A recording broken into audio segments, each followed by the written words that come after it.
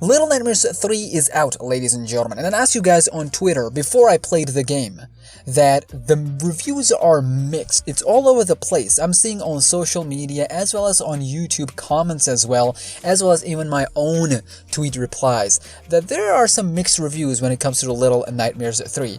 Make no mistake, there is just as enough positive reactions coming from all over the place for this game. People are saying that they loved the game. I'm amongst them who actually enjoyed the game. I played it in one sitting, which is actually quite rare for someone like me, but I played through the entire game in one sitting. It took me around 3.5, maybe 4 hours-ish playthrough. For my first playthrough, of course. And honestly, I liked the game. I went into the game with the perception that, hey, there are mixed reviews. What's going on? I was really taken back with the mixed reviews because for a franchise like Little Nightmares, it should not have misses like that. When I say misses, I mean a horrendous launch like, let's say, Cyberpunk and whatnot. I will also add into this discussion Silent Hill F, because that is something I'll be referencing to a lot, because I've also played that game, finished it before the release of Little Nightmares 3, and I'm actually on my New Game Plus playthrough, which is actually phenomenal, so we'll talk about that as well. So what is up, YouTube? It's always SmackNPie here. Today we're going to discuss Little Nightmares 3. It's kind of sort of a review of my playthrough, my experience, as well as a review of other people as well. So I've sat through all the replies, all the reviews, and everything, and this is the concise version that I got. The negative reviews are stemming from a couple of things. Number one, the performance issues, and I would back that. I would actually second that, ladies and gentlemen. There are some crazy performance issues. The characters, they just do things. Sometimes they just be rogue AI or something. They just go in a direction where you don't want to go. They just jump into stuff that you didn't even click. And I will just gonna add it right now that this game is meant to be a co-op thing, but I played it solo. Maybe that is why I was having some issues there. That's number one. So the bugs and performance, that's number one. We're gonna put that to the side, right? The next thing people were talking about was, and this is the general consensus, puzzles. Difficulty, if you will. People were like, this is not up to par with the Little Nightmares standard, and we always go back to the first two games, specifically the second game, and people are saying the puzzles were a little too easy. I'll take it, ladies and gentlemen. You know I'll take the lower difficulty, so I do understand. And the also general consensus, which I also agree, is that the chases, quote-unquote boss fights, as well as the combat, again, quote-unquote combat, where you have to work together with Low and Alone, like co-op. He uses his bow, she uses her wrench. Combining all that, the main tagline for this is that Supermassive Games, the developers of this game, which is a departure from the Target Studios who made the first two games, right? The general consensus is that they played it too safe. And about the difficulty, I've come from Silent Hill F playing that, and that combat is sometimes ridiculously unforgiving, but really the most fun part of that game, ladies and gentlemen. Thoroughly enjoyed the boss fights in Silent Hill F.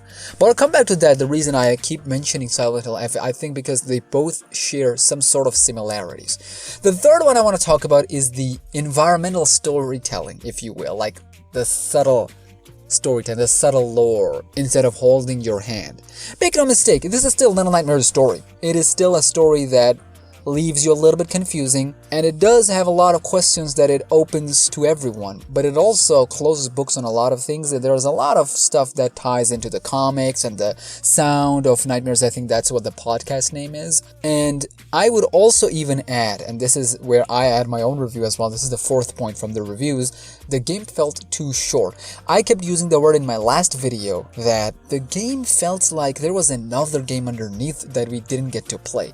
That goes from all sorts of all sides, not just the gameplay section, like the boss fights, like the puzzles, but also the story as well. It seems like there's a lot of stuff that was just cut. And whenever I bring this up, people always say that, well, duh, there's the expansion pack that is coming that'll extend the story. Now, I've always believed that until you're a game which requires multiple playthroughs for multiple endings like Silent Hill F, I think games should always have main ending, main story, in your main and first playthrough. Let's go to the Silent Hill F, because if you played that game, I'm thoroughly satisfied with the ending that we got in Silent Hill F. A lot of people didn't. They were like, we didn't like the ending. But that's okay, because when you start New Game Plus, things started to change. The cutscenes change a little bit, the dialogue change a lot, the notes, the journals, and a lot of things change, and you start to see things being put into perspective, and you're like, oh, that makes so much sense. And so you get the New Game Plus ending, which are different, because there are multiple endings, and then you get New Game Plus Plus. I think in there, it makes sense to a certain extent because of the multiple endings and the structure of the game itself.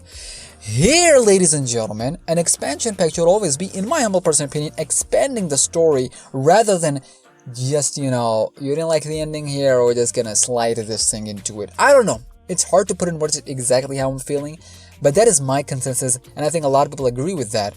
It just feels like there's a game here that we didn't get to play. And I wouldn't be surprised if there's a lot of cut content that, comes about a few months from now.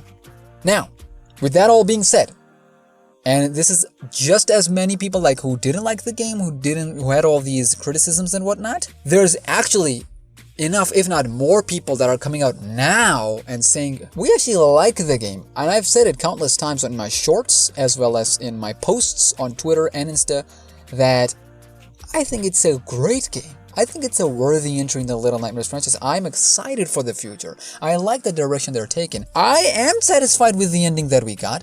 I like the story. I would have liked more. There are parts that holds this game back from being a great, phenomenal game. It's still a great game, but a phenomenal game. It holds itself back.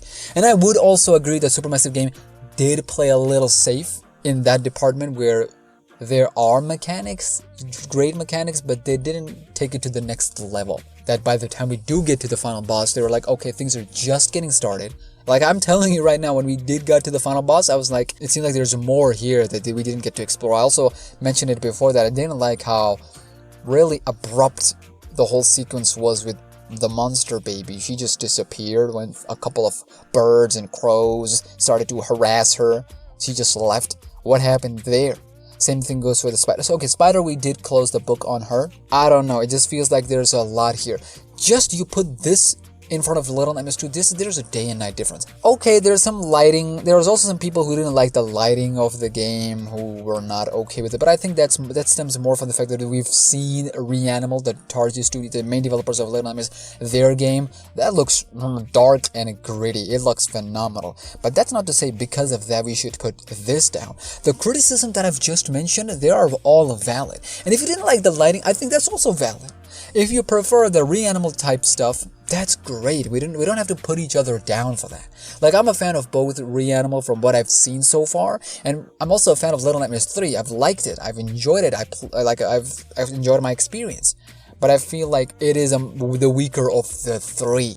But just because it's the weaker of the three doesn't mean it's a bad game in any way, shape, or form. Now, because of the playtime, does that price count justifies it? I don't know. That's a debate that we need to have. It's a touchy subject, but at the same time, just because there are things that we didn't like about this game just doesn't make it bad or anything of that nature. Now that we've yapped enough, ladies and gentlemen, we will have some theory videos coming for y'all, so make sure you stay tuned for that. So for more 100k, follow my socials. I am active over there nowadays, and I'll see you for the Reanimal demo, which is coming in just a few hours, so I'll see you in the next one.